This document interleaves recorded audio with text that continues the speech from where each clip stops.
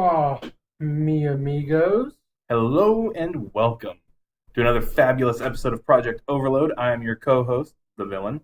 Here with me, as always, is my very special friend, Phoenix King 1, also known as Jared, also known as that guy who is insanely handsome. So last week we talked about our least favorite video game-based movies. So now we're going to talk about our favorite. So here are our top 10 favorite video game movies. I thought it was 5. Well, it's 5. It's 5 for me, 5 for him, so that's 10 for you guys.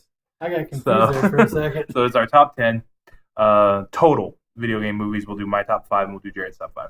I went first last week, if you watched our episode. If not, you can go back. It's really good. So this week, my buddy Jesse here is going to go first.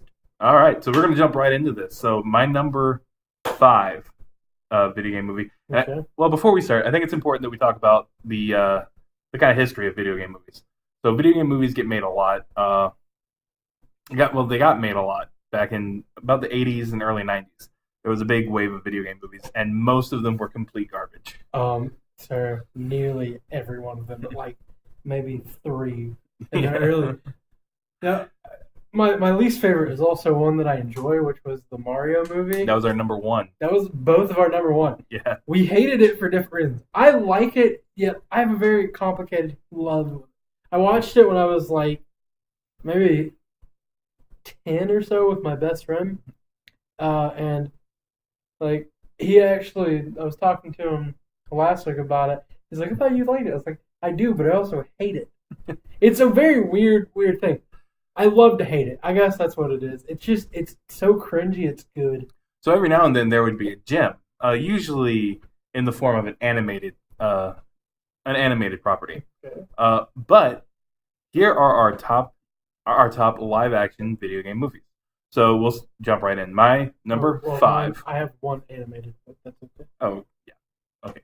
So my number 5 is Resident Evil 2. The second Resident Evil movie. I forgot exactly what it's called. Retribution? No, that was one of the recent ones. Yeah. Apocalypse. I think it was too. So I really love the Resident Evil franchise, and the first 2 movies really do a good job of bringing you what Resident Evil was really about. The second one brings in one of my favorite characters, Claire. Claire Redfield's one of your favorite. Claire Redfield is one of my favorite characters. Let me tell you why. It's all about Chris. Well, yeah, I mean you can't really have any other kind of Redfield than Chris. But to be fair, Claire did come first. Claire's a badass. Yeah, Claire's a badass. So we got the Redfields, and they're my 2 favorite. Well, Leon, I really like Leon from Resident Evil 4. Leon was really good. Yeah, he was fun. And then you really get what you pay for with Resident Evil in that movie as well. I mean, you get the giant freaking monsters to fight. You got actually. Was it 2 or 1 in which Nemesis came in? I think it was 2. It was 2. 2? Yeah, it was 2. Oh shit! Yeah, Nemesis comes in 2. Oh god, I love Nemesis so much. Yeah. You got him running through the streets of Raccoon City. Okay. I mean, you didn't really have that too much in 1, and I really feel bad about that. I mean, Operation Raccoon City is a great game. I will fucking kill you. That is the biggest pile of shit that has ever good. There are a few things I hate in this world: Pain and Gain and fucking Raccoon City. Now, what's even worse, I may hate it. One of my best friends named Jackson. Yeah. Shout out to him. I was with him when he bought it. Like, oh no, don't get me wrong. It's terribly put together. Oh no, it's even worse. He was pumped up for this. He was like, "Fuck yeah, boy! That's a shame. We're getting Raccoon City. This is gonna be great." He played it.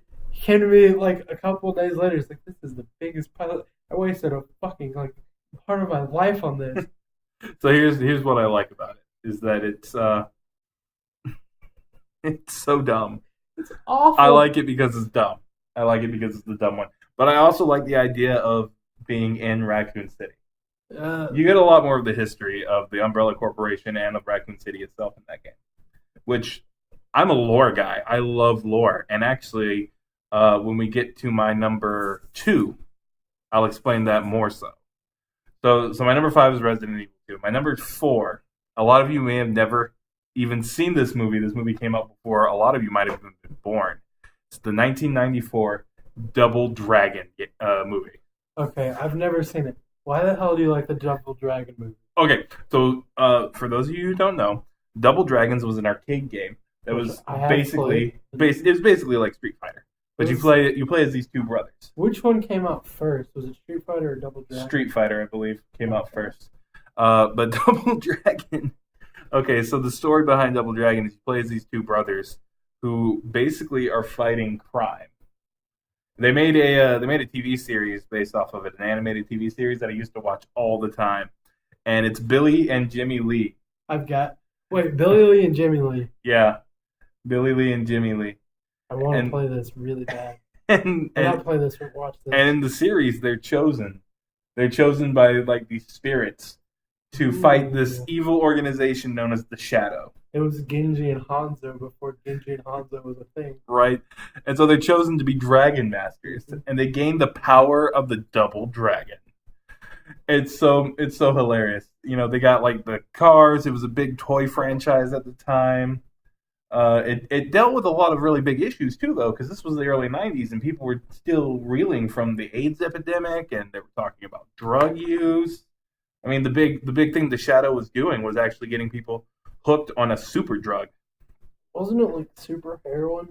Yeah, it was something like that. Now, the movie is nothing like that. The movie is kind of a post-apocalyptic future, but it's like, instead of it being like the post-apocalyptic future that we're used to, it's like cyberpunk,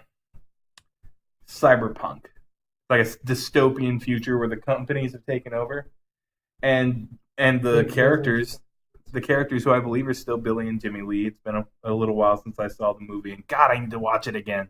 It's so great.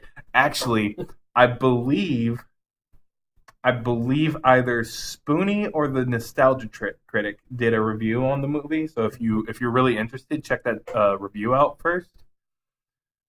So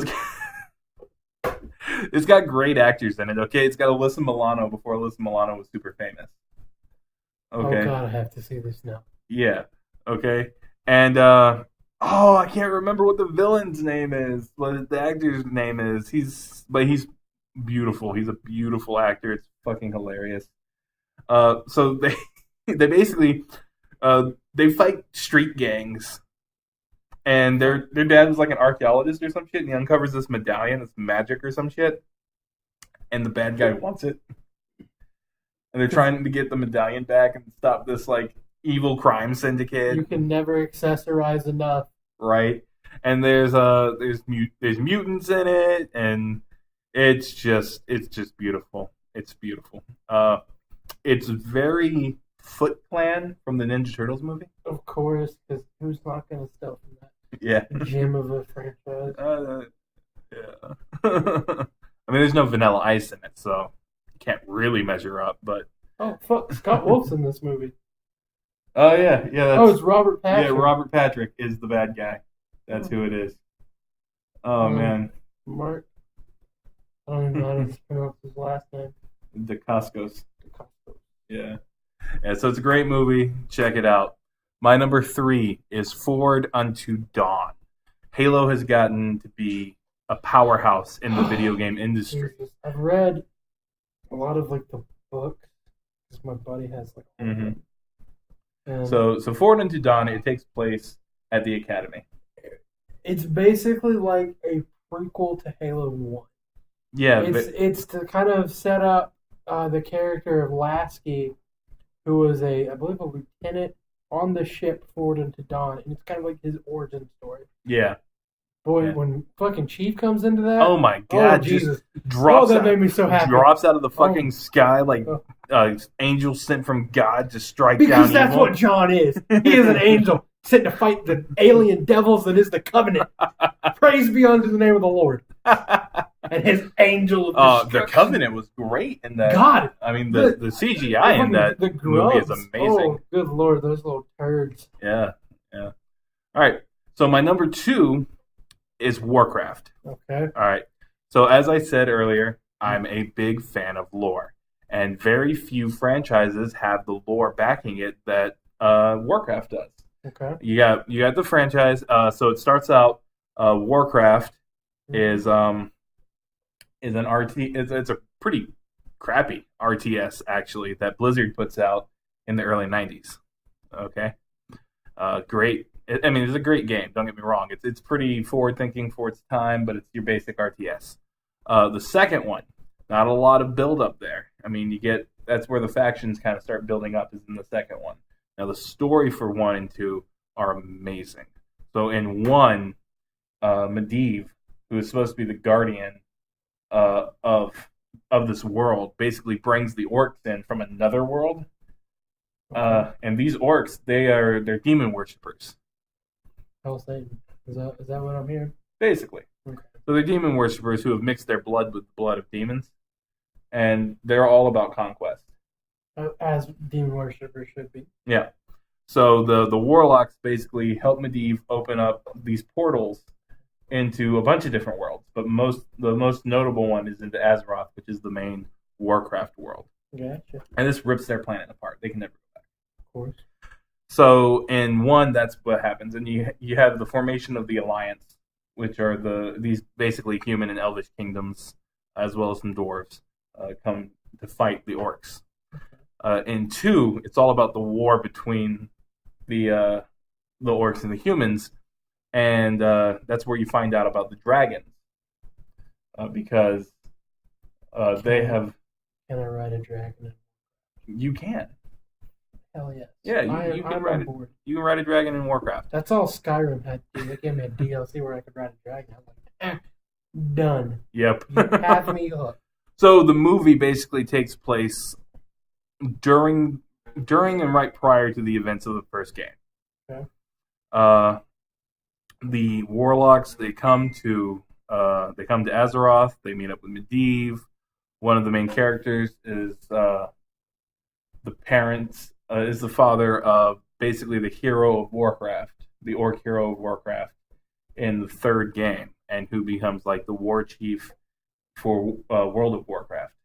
Okay. His name is Thrall. Thrall. Yeah, Thrall. So it's orcish. I think he was named that because he was raised by humans, actually, like as a slave to humans. He's actually, as a corollary, he's very Commander Worf from Star Trek Next Generation. That makes sense. Yeah. Worf always had a bad rap, but I love him. Yeah, that's basically who he is. So that's you got Thrall's parents. Thrall's born at the end of the movie, and then you've got a half orc, half Draenei. She's cool. She's an assassin, and she's basically a slave to the other orcs. And then you've got this human, and I can never remember his name. It's a great movie, though. We'll just call him Billy. Billy. So the movie gets a lot of flack, but I think it's awesome. It follows into the lore very strongly. My number 1. Drum roll, please. My number 1 is Wing Commander. Now, why is Wing Commander your first favorite? All right. Because I have very strong opinions about this movie. So first off, Wing Commander is a shit movie. Okay, you established what I thought. Okay, yeah. Good. So Wing Commander is a very terrible movie. But I'm a huge fan of the game series, and I love its sister series, Ultima. If you haven't seen any of those, played any of those, check out the Spoonie Experiment. They're very old episodes, as I believe Spoonie doesn't really do any episodes anymore. He's kind of fallen out of the public eye. Check him out. He does an Ultima review, and it's pretty excellent. Play the games. I mean, they're early point-and-click RPG games. Yeah, they're from like the late 80s, early 90s. Yeah. But it's still very worth. And again, it's a lore thing. The lore is just amazing. And so Wing Commander has a special place in my heart just kind of based off of the games that it's connected to.